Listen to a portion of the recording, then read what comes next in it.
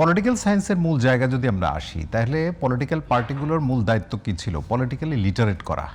সেই কাজ কিন্তু পলিটিক্যাল পার্টিগুলো করতে পারে নাই 54 বছরে। মানে আমরা খুব সহজভাবে যদি একদম পারে নাই, একদমই পারে নাই, তাহলে এই জনগোষ্ঠীকে, এই জনগোষ্ঠীর মনস্তত্ত্ব যে খুব ম্যাচিউরড, আপনি তো এটা বলতে পারেন না। আমি বলতেছি তাহলে না, ওইরকম একটা ভালনারেবল মনস্তত্ত্বের জায়গায় আপনি যদি এগুলো পুশ করেন এবং শুরুটা যদি যেভাবে করেছেন, মানে সেইটাকে আপনি এখন বলছেন যে জামাত দায়িত্বশীল জায়গা থেকে কে বলেছে, কিন্তু আপনার কাছে মনে হয় না মানে প্রার্থী যখন কোনো বলে, মানে আমি নাম নাই উল্লেখ করি, একজন প্রার্থী যখন জনসভায় জনগণের উদ্দেশ্যে বলে, সেটাকে আপনি দায়িত্বশীল বলবেন না? হ্যাঁ, বলেছেন। এই জায়গাটাতে আমি বলছি, আমি নাম না বলি, এরকম অসংখ্য উদাহরণ আছে। আমি জাস্ট এই পয়েন্টই বলি আপনাকে, এই পয়েন্টই বলি। এই জন্য আমি বলেছি আপনাকে, প্রথমে আমি বলেছি যে তার যেহেতু সে একটা ইসলামিক দল, তার চিন্তাধারা, তার কার্যপরিধি, তার কার্যপদ্ধতি, এটা যদি তার বিলিফ সিস্টেম হয়, আমি বোঝেন এটা কিন্তু আমি জামাতকে নিয়ে বলছি, এটা আমার বিলিফ সিস্টেম না হতে পারে। I am not saying about myself, আমি এনসিপি নিয়ে বলছি না, বাট এটা যদি তার বিলিফ সিস্টেমের অংশ হয়, তাহলে সে এর বাইরে কি বলবে আপনি আমাকে বলেন।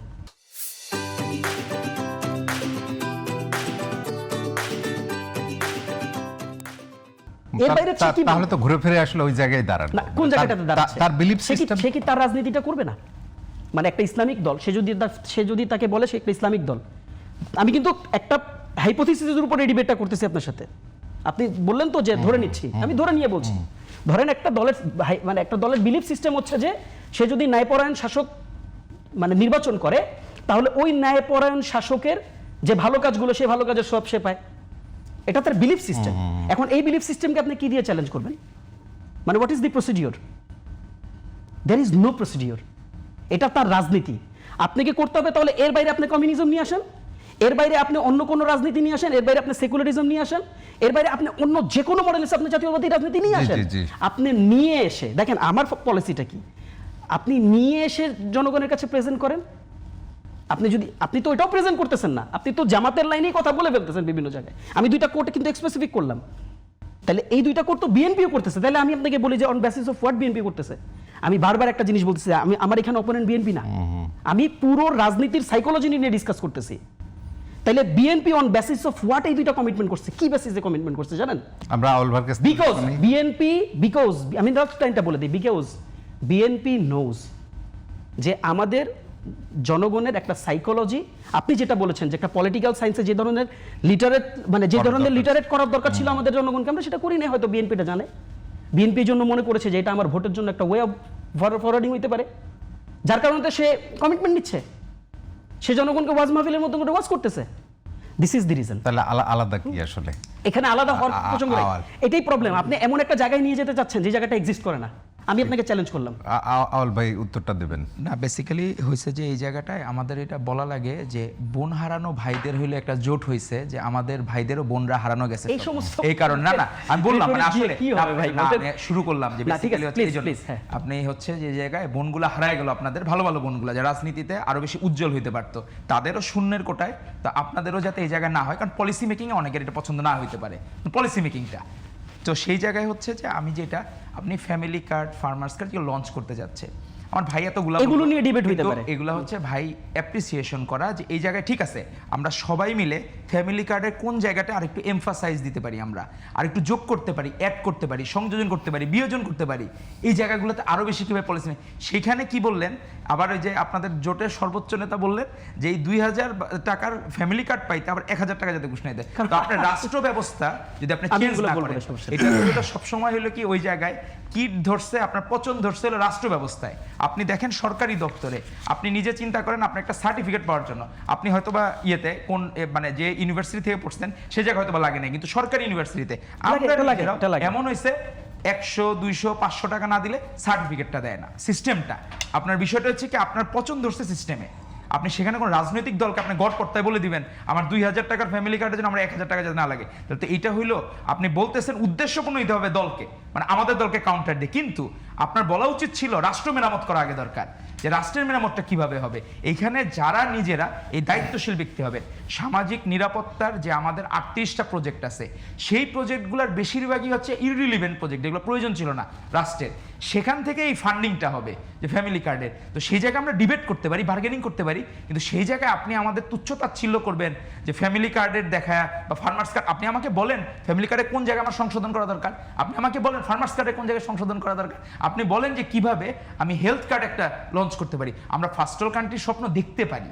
এখন আমার এটার জন্য হচ্ছে কি যে মানুষকে যে জায়গায় আপনি ওয়াশরুমে গেলে একটা এখানে ইন্টারেস্টিং বিষয় আছে, যখন জিন্না সাহেব কাকমারির সম্মেলনে আসছিলেন ভাসানির সময়, সে সময় হলো তখন তো হাইকোমোটের ইউজ ছিল না, তখন হইলো সে এটা অস্ত্র হিসাবে ব্যবহার করছিল।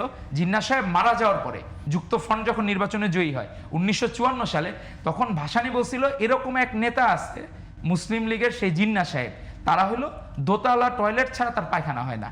মানে এরকম কথা উনি ইউজ করে নিজে উইন করার জন্য ইউজ করছেন। তখন কিন্তু ম্যাসিভ ভাবে যুক্ত ফ্রন্ট উইন করছে 1954-তে। তো ইস্যুটা হয়েছে কি যে আপনার কোনো দেশের গালি আর কোনো দেশের বুলি।